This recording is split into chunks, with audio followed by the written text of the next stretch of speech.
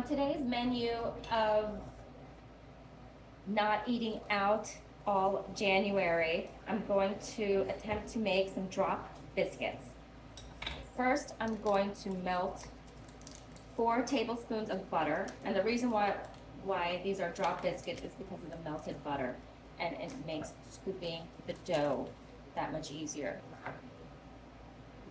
I've pre-sifted and measured out 130 grams of flour, which is 1 cup of flour, to which I will add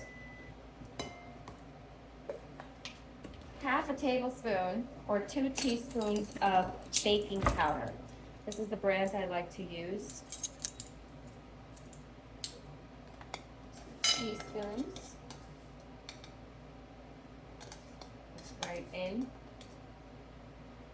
And a few pinches, I won't say a few pinches, 2 pinches of salt, maybe a little bit of a generous pinch of sugar just to give that nice flavor.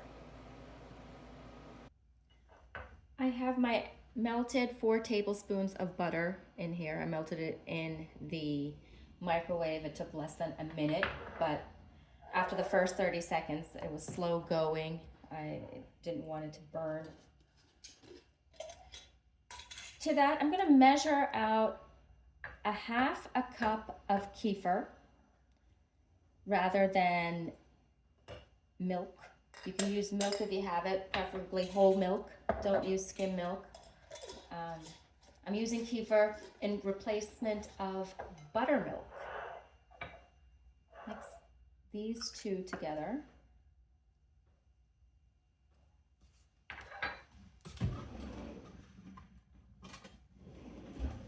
With my fork.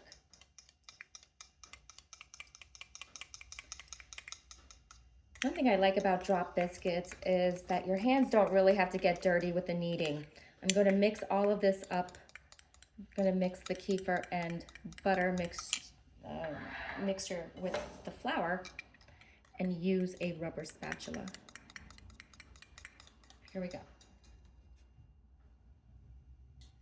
I'm going to reserve just a little bit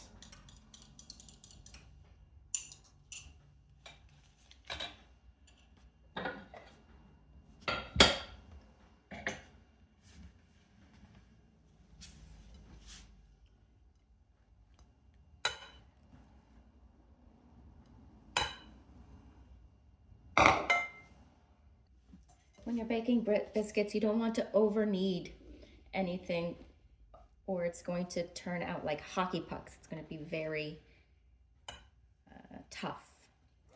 So we'll leave it at that, and I'm going to just use a tablespoon maybe. We'll see how using this works.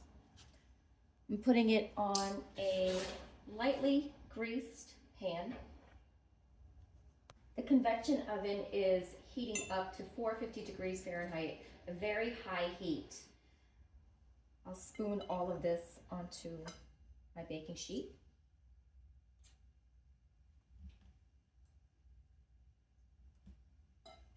I'm making almost baby-sized ones, small little dumplings.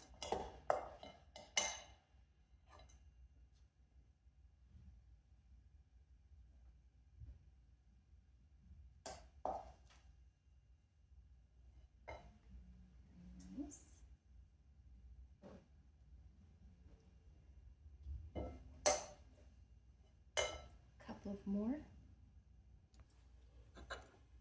Some of them became a little too small, so I combined a couple of them together. There's a little bit of reserved butter that I'm making this very decadent. Oven's almost ready. I'm going to pop this in for about 10 minutes. And we'll check on the brownness and if it's ready. While I still have my kefir out, I'm going to make a fresh batch. So So watch carefully because it's super difficult. I'm gonna eyeball about a tablespoon or so of my kefir, to which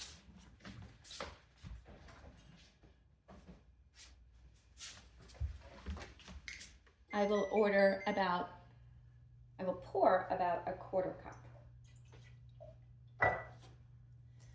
There. I hope you didn't blink because you would have missed it, but that's about it. I might put a paper towel over it, but it doesn't need any kind of covering at this point. It's just going to sit right there.